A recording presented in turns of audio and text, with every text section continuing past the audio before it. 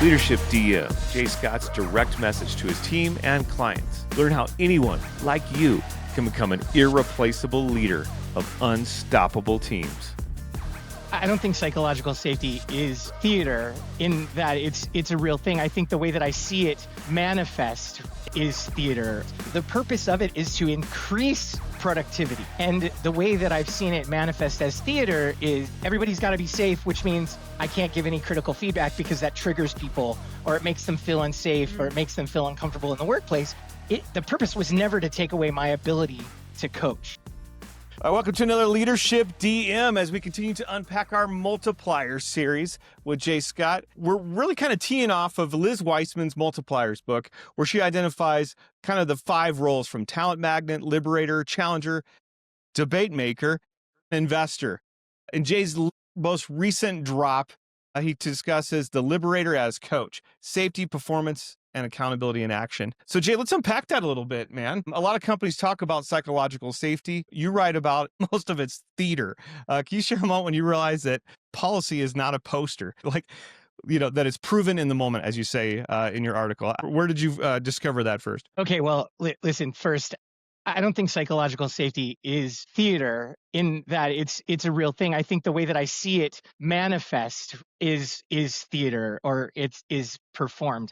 So basically in Liz's book, The Multipliers, she talks about the 5 behaviors that manifest this multiplier. 2 of them are liberator and coach. And as I was exploring the liberator, which is the behavior that makes people feel safe to challenge ideas, makes people feel safe to experiment for the sake of innovation, essentially brings that psychological safety to work, I realized that can't be 2 different people. So even though it's 2 different behaviors, the way that Liz writes about it, it can't be 2 different people. And we see this all the time manifest as theater in that HR runs around and preaches psychological safety. They put posters on the wall, everything's safe, everything's safe, everything's safe, except for the people that are doing the work, the people that we need to challenge ideas, right, for the sake of productivity, the people that we need to take risks for the sake of productivity. They're not working for these HR people. They're working for their manager. Their manager is the one that is coaching them. Their manager is the one that has authority over them. The manager is the one that has power over them. And so here's the thing. They are not unsafe from the HR people, okay? Where would that fear manifest? That fear would manifest in, I don't want to make a mistake because I don't want to piss my boss off, right? And so essentially, as I was working through this, I was like, okay, these 2 behaviors can't exist separately. They have to exist together. They can't be a slogan. They can't be pushed by somebody else. There can't be an organization that's like rah psychological safety, and managers not knowing how to make it psychologically safe in the work when there's a breakdown. So when I looked at this, I was like, okay, so the managers of the people doing the work, they have to be bought into the psychological safety thing. Second, they need to understand what it is. The purpose of it is to increase productivity, okay? And the way that I've seen it manifest as theater is, everybody's got to be safe, which means I can't give any critical feedback because that triggers people or it makes them feel unsafe or it makes them feel uncomfortable in the workplace.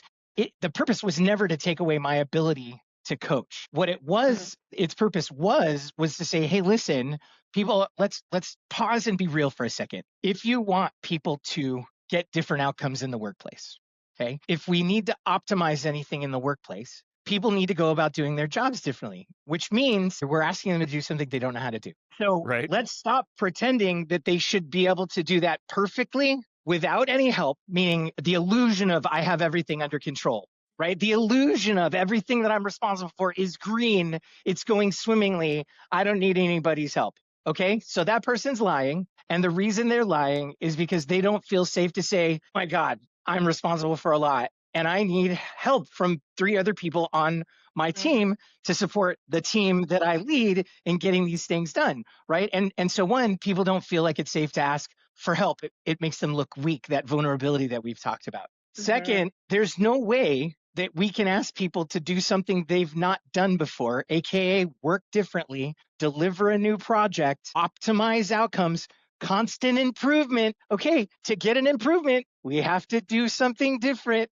And anytime we ask people to do something different, we're asking them to do something they don't know how to do. We're asking them to experiment. Okay, do something different.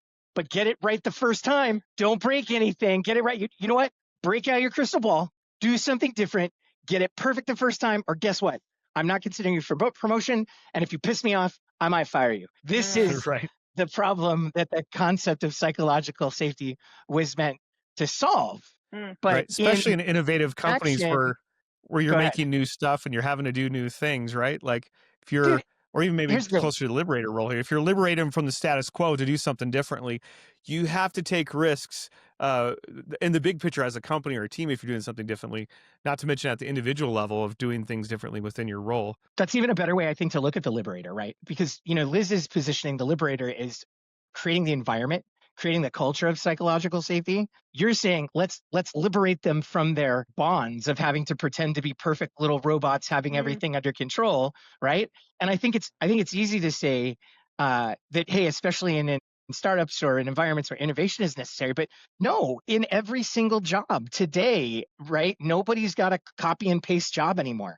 Like AI has eliminated all copy and paste jobs. Like the little I sit around all day and I just clicky. No, we everywhere. We hire people to think, right? And we have consumers that are constantly on the hunt for more, better, cheaper, faster, cheaper, right? So constant improvement is a must in every single job, right? If you want to keep the consumers coming through your door, like Starbucks didn't stop with the pumpkin spice latte. And so again, anytime you're asking somebody to figure something out new, you're asking them to experiment. So we have to say, and by the way, creating an environment of psychological safety is this simple. Hey, we're going to do something new and we're going to make mistakes.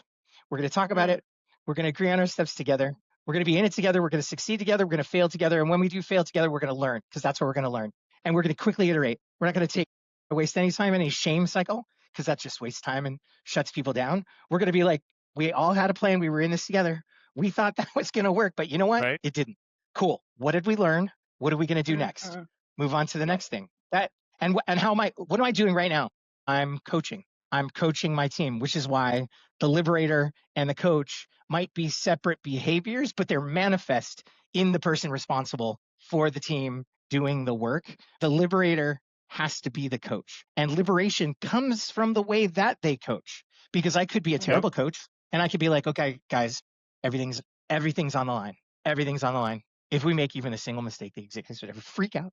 We're going to get fired. So let's figure it out. And let's not do anything until we've got it figured out, because we need to make sure whatever it is that we figured out is going to work the first time. Otherwise, we're going to get fired. What are we doing? We're doing nothing. We're stalling forever. It's theater. We're going to keep pretending like we're doing something and making progress until we get caught delaying the hammer that's going to come down on us. And you'd like to think while we look for another job, except for most people won't. They'll just keep delaying until they get caught. No innovation is possible. No constant improvement is possible because psychological safety doesn't exist. And maybe I coach that way because it doesn't exist. Or maybe I coach that way because I bought into the paradigm of I need to look like I have everything under control. I have the answer to every problem.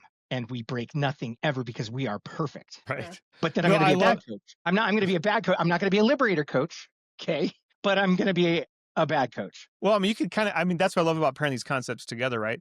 I mean, it's very liberating to, as you said there, like giving, not only acknowledging we're going to fail, giving permission to fail, even going as far as celebrating the failure, because that's advancing the ball because we learned from it.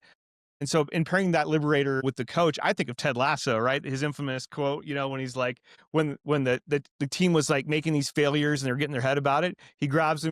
He's like, what's the happiest animal on the planet? He's like, a goldfish, because they have the shortest attention span. I don't know. We'll insert the edit. It's like a 12-second memory or something like that, right? Yeah.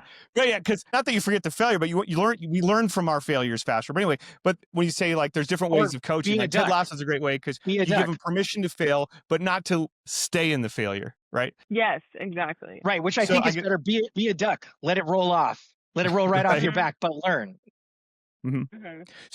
So Liberator sets the cultural promise, as you say in your article, and the coach proves it daily. So how do you bring that to life and at 120? And it has to be the same person. Oh, it's like the yin yang. Yeah. There can't be some organization that's going around being like, be safe,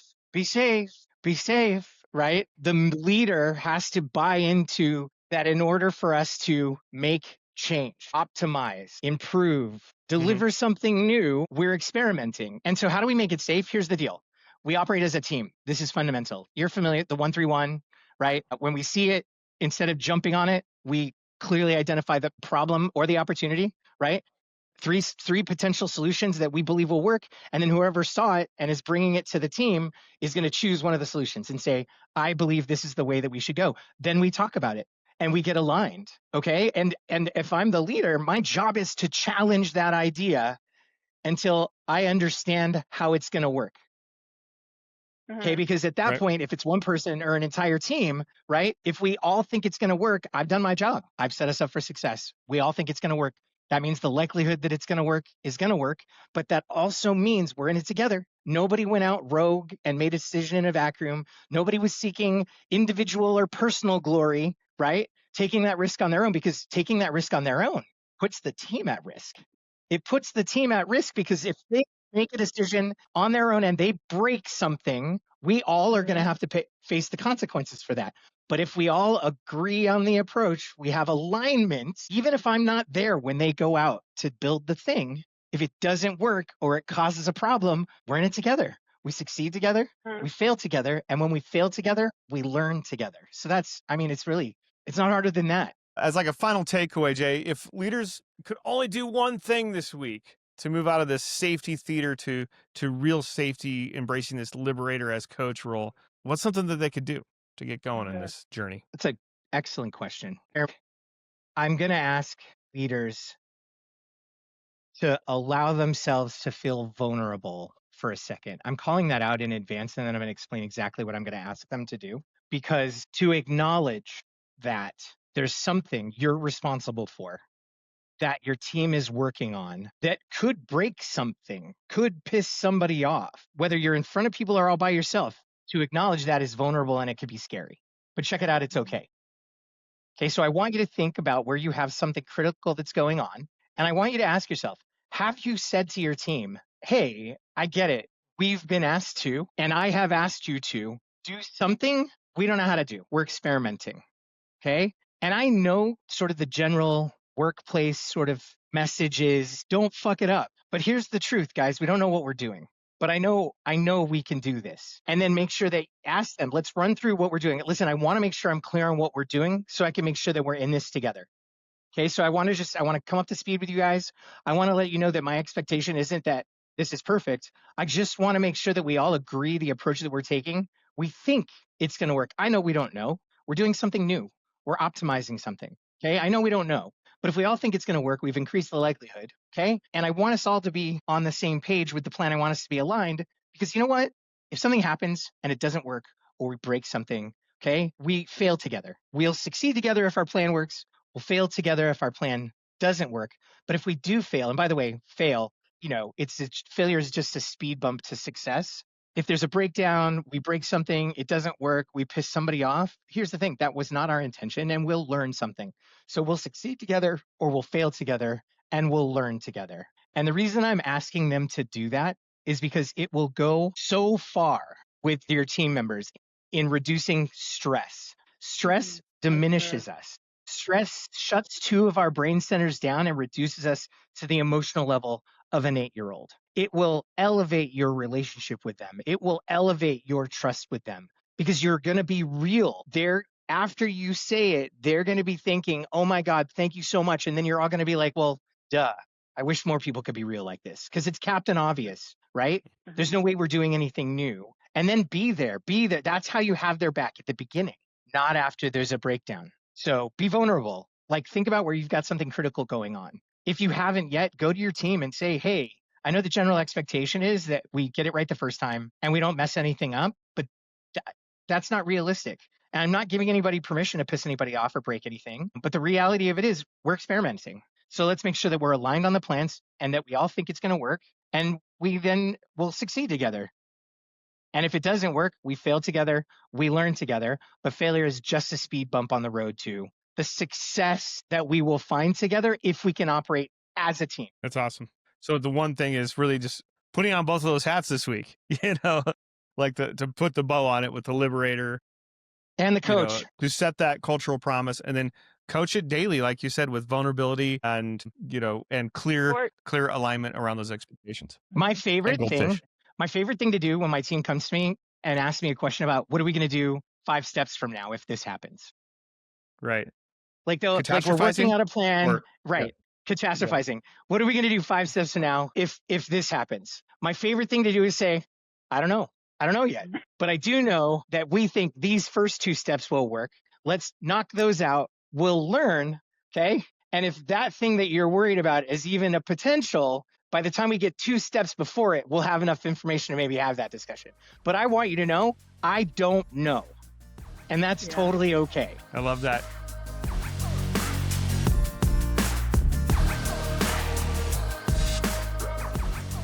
Hey, thanks for watching Leadership DM with Jay Scott. We are just getting started here and we want to multiply our impact. If you dig this episode, please share it with a friend or a colleague. Subscribe or follow for weekly episode drops full of practical principles, tools, and frameworks you need to become an irreplaceable leader of unstoppable teams.